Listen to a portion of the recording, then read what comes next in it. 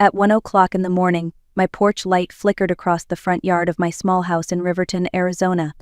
The night air was dry, still carrying the faint hum of motorcycles from kids racing down the highway. Then came the pounding on my door. It wasn't the kind of knock that asked politely. It was frantic, uneven, desperate. "Mom, please, open up." I froze. It was Lena, my daughter. I pulled open the deadbolt, and before I could take a breath, she collapsed into my arms. Her lip was split, her left eye swollen shut, her hands clutched her stomach as if to hold herself together. In that moment, my body chose instinct over thought. I carried her inside, laid her on the sofa, and covered her with the nearest blanket.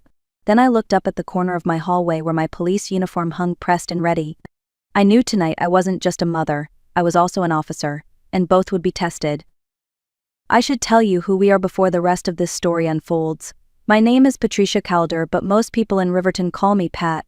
I have worked as a patrol sergeant in this desert town for over 2 decades. Riverton isn't big, but it's the kind of place where everyone thinks they know everyone else's business. Rumors travel faster than the monsoon winds. My daughter Lena is 26. She grew up chasing lizards in our backyard, singing along to every song on the radio, and promising me she would always find her way back home. Lately she had grown quieter, more withdrawn, but I convinced myself it was just the stress of adulthood. I wanted to believe she was fine. There's one more piece you should know. My father left us a piece of land outside town. He worked hard for it, and it now stands in Lena's name.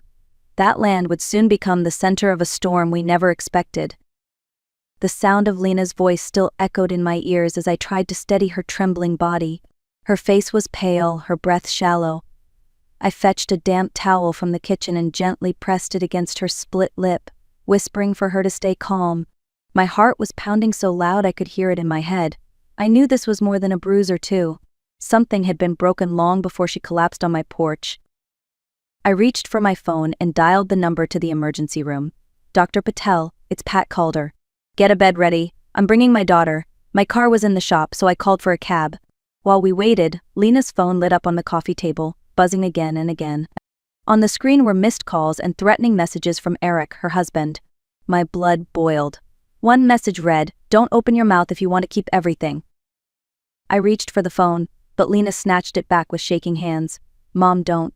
Please. It will only make it worse." Her voice was ragged, soaked with fear. I wanted to push, to demand answers, but instead I just squeezed her hand. "I'm here, honey. You're safe now." Inside, I made a silent promise this night would not pass without a record. We were starting a paper trail he couldn't erase. When we arrived at Riverton General, the fluorescent lights of the emergency room cut through the night like a blade. Dr. Anika Patel, a woman I had worked with on countless late-night calls, met us at the door. Her eyes moved quickly from Lena's swollen face to the way she held her side. Without hesitation, she guided us to an exam room. Nurses helped Lena onto the bed. They checked her vitals, gently lifted her blouse, and gasped at the dark bruise spreading across her stomach. Dr. Patel ordered X-rays and a CT scan to rule out internal bleeding. She moved with calm precision, but I saw the concern in her eyes. As Lena was prepped, I quietly asked the charge nurse for a copy of every photo, every note that would go into her medical record. "I need documentation," I said softly. She nodded. This wasn't the first time she had seen a case like this. While machines hummed in the background, Lena squeezed my hand, whispering, "Don't let him find me." I leaned close, my voice steady. "He won't. Not while I'm breathing." Before sunrise, we had discharge papers, imaging results, and a folder of medical photographs sealed for evidence. It was not just treatment, it was testimony written in ink and images. I tucked the file under my arm and walked out of the hospital knowing this was only the beginning. Back at home, the first rays of sun stretched across the street. As I stepped onto the porch, I noticed my neighbor, Mrs. Dolores Park, sweeping her front walk. She paused when she saw me and hurried over, her face lined with worry. "Pat, I heard pounding and crying last night. Is everything all right?" I hesitated for a moment, then told her the truth in a low voice. It was Lena. Eric hurt her. She came here in the middle of the night. Dolores's jaw tightened, her broom clutched like a weapon. "That man has no shame," she muttered. Then her eyes lit with sudden purpose. "My porch camera records everything. Maybe it caught her arriving." Together we opened the app on her phone. There it was, 1:02 a.m., Lena knocking weakly at my door, her voice faint but desperate. Hearing those sobs again made my chest ache, but I also knew this was crucial. I asked Dolores to send me a copy. She pressed my hand. "Whatever you need, I'll testify." Back inside, I saved the footage onto an encrypted drive in a backup folder on my laptop. For the first time, I felt the scales tip. We had evidence outside my word, outside my daughter's fear. Proof had begun to take shape. Later that afternoon, my phone buzzed with a call from Caleb Morton, a clerk I had known for years at the county records office. His voice was tense. "Pat, your name and Lena's just showed up on a land transfer file. It didn't sit right with me, so I thought I should warn you." My stomach tightened. "What transfer?" Caleb sighed. "According to the paperwork, your daughter signed her piece of property over to a woman named Tara Quinn. But Pat, the signatures look wrong, and the notary on the stamp wasn't even on duty that day." I drove straight to his office. Caleb slid a folder across the desk. The shaky handwriting on the page didn't resemble Lena's. My own name was scribbled too, awkward and slanted. It was a forgery in plain sight. "This came in from Eric," Caleb whispered. "He told the staff you asked him to file it because you were busy." I clenched the folder until my knuckles whitened. My father had worked himself ragged to secure that land. It was Lena's inheritance, a piece of our family's story. Now Eric was trying to steal it with a pen. I asked Caleb for certified copies of every page. He nodded quickly but warned, "Be careful. Someone inside helped push this through." Walking out with the file under my arm, I knew we weren't just fighting bruises anymore. We were up against lies written in ink. The next morning I drove to Malloy's Trading Post, the pawn shop Eric ran on the edge of town. The place smelled of motor oil and stale cigarettes. Two of his buddies leaned against the counter, their eyes narrowing as I walked past. One smirked. "Well, if it isn't the mother-in-law." I ignored him and pushed through the office door. Eric was behind a battered desk, counting stacks of bills. He looked up with a mocking grin. "Sergeant Calder, you here to buy or to nag?" I set a folder on the desk and slid it across to him. Inside were the photos of Lena's injuries, the ER report, still frames from Dolores's camera, and the forged deed Caleb had given me. Each page was a nail in his coffin. Eric's grin faltered for just a second, then returned. "And what do you expect me to do with this? I've got better lawyers than you." I met his eyes, my voice steady. "I don't expect you to do anything. The court will handle it." He leaned forward, voice sharp. "That girl of yours needed discipline. Don't think your badge will always save you." The words made my blood boil, but I stayed still. I gathered the file, stood, and looked him squarely in the eye. "From now on, it's not your rules, it's the law." Then I walked out, leaving his anger echoing behind me. By the end of the week, the gossip mill in Riverton was churning at full speed. At the farmer's market, I caught whispers trailing behind me. "She's just a cop using her badge to get even with her son-in-law." At the diner, I overheard, "Lena probably made the whole thing up." You know how young wives are, each word stung like a thorn, but I kept walking head high. That night, when I returned home, I found an unmarked envelope shoved under my front door. Inside was a scrap of paper, scrawled in uneven handwriting, "Shut up or you'll lose your daughter." My hands trembled as I read it. But not from fear, from fury. I slipped the note into the evidence folder, knowing one day it would be read under oath. I called Captain Joel Ramirez, my superior at the station. "We need extra patrols near my neighbor Dolores Park's house. Lena is staying there, and I won't risk Eric's men sniffing around." His voice was firm but carried a hint of concern. "Pat, you're walking a dangerous line, but I'll cover you. Just keep everything documented."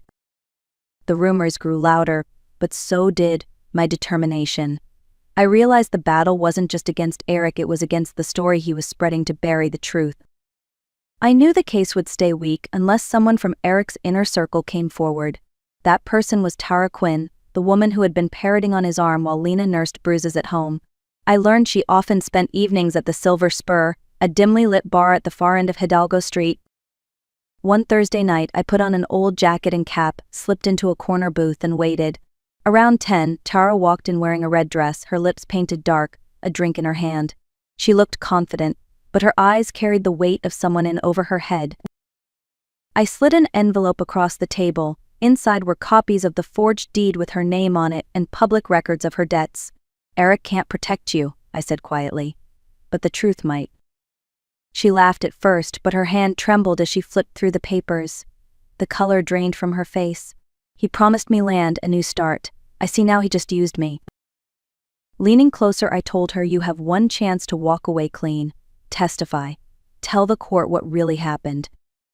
Tara hesitated, then nodded slowly. I'll do it, but you have to promise I'll be safe.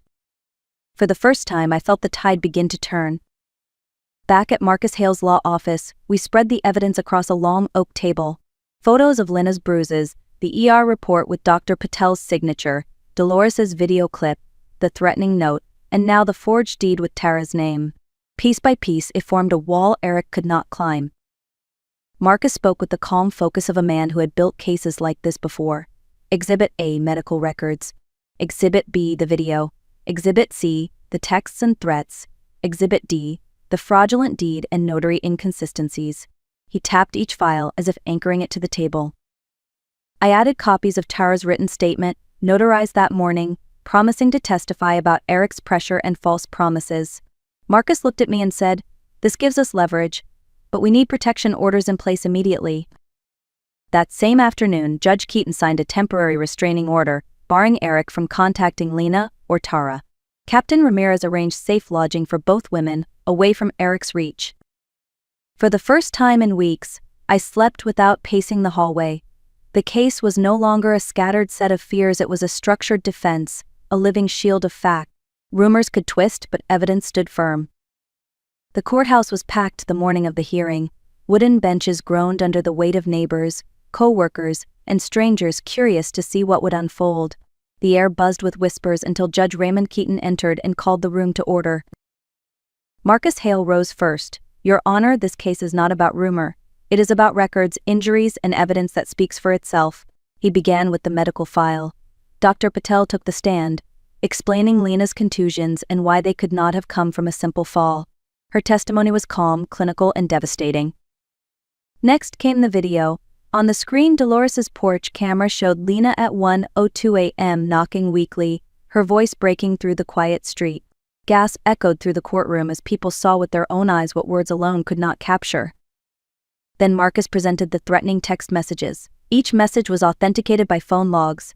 The words glared from the projector, "Don't open your mouth if you want to keep everything." The forged deed followed. Clerk Caleb Morton testified to the inconsistencies, pointing out the notary stamp that did not match official logs. It was irrefutable proof that Eric had tried to steal the Calder family land. Finally, Tara Quinn stepped forward. Her voice shook, but she told the truth. "Eric promised me a share if I signed the papers. He said Lina would never fight back. But he lied to me, and he lied to her." Eric shot up from his chair, shouting, "You traitor." The judge's gavel slammed down. "Order." When it was my turn, I stood tall in my uniform. "I am a police officer, but today I am here as a mother. The man who hurt my daughter and forged our names is not a protector. He is an abuser, and the law must answer." Eric's lawyer, Victor Ames, tried to twist the narrative, suggesting extortion and bias, but each rebuttal fell against the hard surface of documented proof. By the time Marcus closed, the room was silent. The evidence had spoken louder than the gossip ever could. Everyone knew the truth. Judge Keaton returned after a long pause, his voice steady as he read the ruling. First, a protective order for Lina, guaranteeing Eric could not contact her under any circumstance. Second, the deed transfer to Tara Quinn was nullified, restoring the property to its rightful owner. Third, every one of Eric's assets was frozen pending investigation. Finally, the judge referred the case to the district attorney's office to pursue charges of domestic violence, fraud, and witness intimidation. The courtroom erupted in murmurs. Some shook their heads in disbelief, others whispered prayers under their breath. Eric slumped back in his chair, his face drained of color. His attorney shuffled papers, avoiding eye contact. Two deputies approached and snapped handcuffs around Eric's wrists. The sound of metal clicking shut rang through the room like a final verdict. As they led him out, I caught a glimpse of his eyes, once smug and unshaken, now clouded with panic. I reached for Lina's hand. She was trembling, but for the first time in weeks, she exhaled a breath that sounded like freedom. Justice had not erased her pain, but it had carved out a path toward safety. In the weeks that followed, life didn't simply return to normal. Healing rarely moves in straight lines. Lina often woke in the middle of the night, her body jolting upright from nightmares. Sometimes she cried out, convinced Eric was at the door. Each time I sat by her side, holding her hand until her breathing slowed. Dr. Naomi Winters, the therapist Marcus recommended, began meeting with Lena twice a week. Slowly, Lena learned grounding exercises, counting objects in the room, steadying her breath, writing down her fears instead of burying them. It wasn't magic, but it gave her tools to face the darkness. Small victories appeared like scattered sunlight. Lena walked to the store alone without scanning every doorway. She cooked dinner and hummed along to an old song she once loved. The first time I heard her laugh again, it caught me off guard and nearly brought me to tears. As for me, I carried this case into my daily patrols. Each time I met a woman afraid to speak, I shared resources, a phone number, or simply a listening ear. I wanted them to know silence feeds the pain, but truth, even slow, even heavy, can set a person free. If you are listening to this and parts of Lena's story feel familiar, I want you to know there are practical steps you can take. First, if you are in immediate danger, call emergency services. Your safety comes before everything else. Second, document what is happening. Take photos of injuries with a phone or camera that records date and time. Save threatening texts or voicemails and back them up to a cloud folder or an external drive. Small details can become powerful evidence later. Third, seek medical help. Ask for printed discharge summaries and make sure the records describe every injury. Hospitals often take photos that can be stored in your file. Ask for copies or reference numbers. Fourth, check public property records. If you suspect fraud, request certified copies of deeds and compare signatures. Notary logs can reveal inconsistencies that matter in court. Finally, reach out for support. Domestic violence hotlines, advocacy groups, and legal aid services exist in many communities. You don't have to go through this alone. Even if you feel isolated, there are people and systems ready to stand with you when you choose to speak. When I look back at that night, I don't see victory. I see a daughter who found the courage to knock on my door, and a mother who chose to fight with the tools of the law, instead of anger. Putting on my uniform that morning wasn't about revenge. It was about keeping a promise that the law is meant to protect the vulnerable, even when the offender sits at your own family table. If this story resonated with you, share it. Leave a comment with the city you're watching from. Someone else might read your words and feel less alone. And remember, silence only serves those who harm. Speaking up, however hard, can open the door to safety and hope.